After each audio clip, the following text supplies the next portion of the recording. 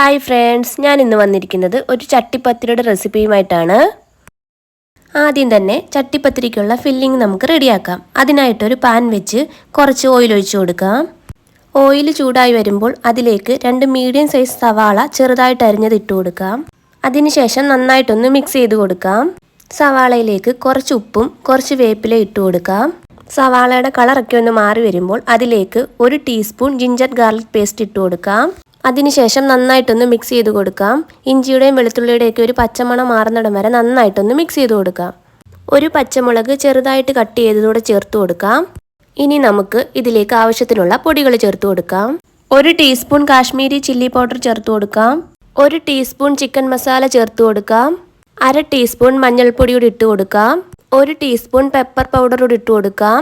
അതിനുശേഷം നന്നായിട്ടൊന്ന് ഇളക്കി കൊടുക്കുക. പൊടികളുടെ പച്ചമണമൊക്കെ ഒന്ന് മാറുന്നിടം വരെ നന്നായിട്ടൊന്ന് ഇളക്കി കൊടുക്കാം. ഇനി നമുക്കിതിലേക്ക് ചിക്കൻ ചേർത്ത് കൊടുക്കാം. ഞാനിവിടെ ചിക്കനിലേക്ക് കുറച്ച് ഉപ്പും കുറച്ച് മഞ്ഞൾപ്പൊടിയും കുറച്ച് വെള്ളവും ചേർത്ത് ചിക്കൻ ഒന്ന് നന്നായിട്ട് വേവിച്ചെടുത്തതാണ്. വേവിച്ചതിന് ശേഷം ചിക്കൻ ചെറിയ ചെറിയ പീസുകളാക്കി ഇതുപോലെ കട്ട് ചെയ്തെടുക്കാം. ഇനി നമുക്ക് മസാലയിലേക്ക് ചിക്കനും കൂടി ഇട്ട് കൊടുത്ത് ഒരു 5 മിനിറ്റ് നന്നായിട്ടൊന്ന് വഴറ്റിയെടുക്കാം. ഇനി ഇതിലേക്ക് 1 ടീസ്പൂൺ മല്ലിയില ചെറുതായിട്ടൊന്ന് കട്ട് ചെയ്ത് ഇട്ട് കൊടുക്കാം. അതിനുശേഷം നന്നായിട്ടൊന്ന് ഇളക്കി കൊടുക്കാം. നമ്മുടെ ഫില്ലിംഗ് ഇവിടെ റെഡി ആയിട്ടുണ്ട്. ഇനി നമുക്കിതൊരു പാത്രത്തിലേക്ക് മാറ്റി കൊടുക്കാം. ഇനി ഒരു മിക്സിയുടെ ജാറിലേക്ക് 1/2 കപ്പ് മൈദ ഇട്ട് കൊടുക്കാം. ആവശ്യത്തിന് ഉപ്പ് ചേർത്ത് കൊടുക്കാം. ഇനി ഇതിലേക്ക് ഒരു കോഴിമുട്ട പൊട്ടിച്ച് ഒഴിച്ചു കൊടുക്കാം. ഇനി ഇതിലേക്ക് ആവശ്യത്തിന് വെള്ളം ഒഴിച്ചു കൊടുക്കാം. ഞാനിവിടെ അരച്ചെടുത്തിട്ടുണ്ട്. ഇനി നമുക്കിതൊരു ബൗളിലേക്ക് ഒഴിച്ചു കൊടുക്കാം. ഈ ഒരു കൺസിസ്റ്റൻസി വേണം അരച്ചെടുക്കാനായിട്ട്. മാവ് ഒരുപാട് ലൂസ് ആവാനോ ഒരുപാട് തിക്കാവാനോ പാടില്ല. ഇനി നമുക്കൊരു പാൻ അടുപ്പത്ത് വെച്ച് നമുക്ക് ദോശ ചുട്ടെടുക്കാം. എനിക്കിവിടെ 8 ദോശയാണ് കിട്ടിയത്. അതിനുശേഷം ഒരു ബൗളിലേക്ക് 4 കോഴിമുട്ട പൊട്ടിച്ചൊഴിച്ചു കൊടുക്കാം. ഇനി ഇതിലേക്ക് നമുക്ക് 1/4 കപ്പ് പാലും കൂടെ ഒഴിച്ചു കൊടുക്കാം. ഇനി ഇതിലേക്ക് 1/4 ടീസ്പൂൺ കുരുമുളക് പൊടി കൂടെ ചേർത്ത് കൊടുക്കാം. ആവശ്യത്തിന് ഉപ്പും കൂടി ചേർത്ത് കൊടുക്കാം. അതിനുശേഷം നന്നായിട്ടൊന്ന് ബീറ്റ് ചെയ്തെടുക്കാം. മുട്ട നന്നായിട്ട് ഞാനിവിടെ അടിച്ചെടുത്തിട്ടുണ്ട്. ഞാൻ ഈ ഒരു പാത്രത്തിലാണ് ചട്ടിപ്പത്തിരി സെറ്റ് ചെയ്യുന്നത്. പാത്രത്തിലേക്ക് കുറച്ച് നെയ്യ് ഒഴിച്ച് നന്നായിട്ടൊന്ന് സ്പ്രെഡ് ചെയ്ത് കൊടുക്കാം.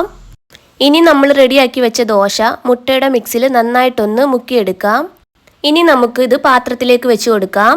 ഇനിയും ദോശയുടെ മുകളിലായിട്ട് നമുക്ക് ഫില്ലിങ് വെച്ച് കൊടുക്കാം. ഇതുപോലെ സെയിം രീതിക്ക് തന്നെ നമുക്ക് എല്ലാ ലെയറും ഒന്ന് സെറ്റ് ചെയ്തെടുക്കാം. ബാലൻസ് വന്ന മുട്ടയുടെ മിക്സ് നമുക്ക് ഇതുപോലെ സൈഡിലായിട്ടൊന്ന് ഒഴിച്ചു കൊടുക്കാം. ഇനി നമുക്കിത് പാത്രം അടുപ്പത്ത് വെച്ച് മീഡിയം ഫ്ലെയിമിൽ ഒരു 4 മിനിറ്റ് കുക്ക് ചെയ്തെടുക്കാം. 4 മിനിറ്റിന് ശേഷം ഇതുപോലെ ഒരു പഴയ പാൻ എടുക്കുക. അത് നന്നായിട്ട് ചൂടാക്കുക. ഇനി നല്ല ചൂടായിട്ടുള്ള പാനിൻ്റെ മുകളിലായിട്ട് വേണം നമുക്ക് ഈ ഒരു പാത്രം വെച്ച് കൊടുക്കാൻ. ഇനി ഒരു 10 മിനിറ്റ് ലോ ഫ്ലെയിമിൽ ഒന്ന് കുക്ക് ചെയ്തെടുക്കാം. നമ്മുടെ ചട്ടിപ്പത്തിരിയുടെ സൈഡൊക്കെ നന്നായിട്ട് കുക്കായിട്ടുണ്ട്. ഇനി നമുക്കിതിൻ്റെ മുകൾ ഭാഗം കൂടി ഒന്ന് മറിച്ചിട്ട് കൊടുക്കണം. അതിനായിട്ട് ഒരു പാൻ അടുപ്പത്ത് വെച്ച് അതിലേക്ക് കുറച്ച് നെയ്യ് ഒന്ന് സ്പ്രെഡ് ചെയ്ത് കൊടുക്കാം. അതിനുശേഷം ഒന്ന് മറിച്ചിട്ട് കൊടുത്ത് ഒരു 3-4 മിനിറ്റ് കൂടെ ഒന്ന് കുക്ക് ചെയ്തെടുക്കാം. മുകൾ ഭാഗവും നന്നായിട്ട് കുക്കായിട്ടുണ്ട്. ഇനി നമുക്കിതൊരു പാത്രത്തിലേക്ക് മാറ്റാം. ഇനി ഞാൻ നിങ്ങളെ ഇതൊന്ന് കട്ട് ചെയ്ത് കാണിക്കാം. ഇത് കണ്ടില്ലേ, നല്ല അടിപൊളിയായിട്ട് നമ്മുടെ ചട്ടിപ്പത്തിരി ഇവിടെ റെഡി ആയിട്ടുണ്ട്. എല്ലാവരും ഒന്ന് ട്രൈ ചെയ്യുക. വീഡിയോ ഇഷ്ടപ്പെടുവാണെങ്കിൽ ലൈക്കും ഷെയറും സബ്സ്ക്രൈബും ചെയ്യാൻ മറക്കല്ലേ.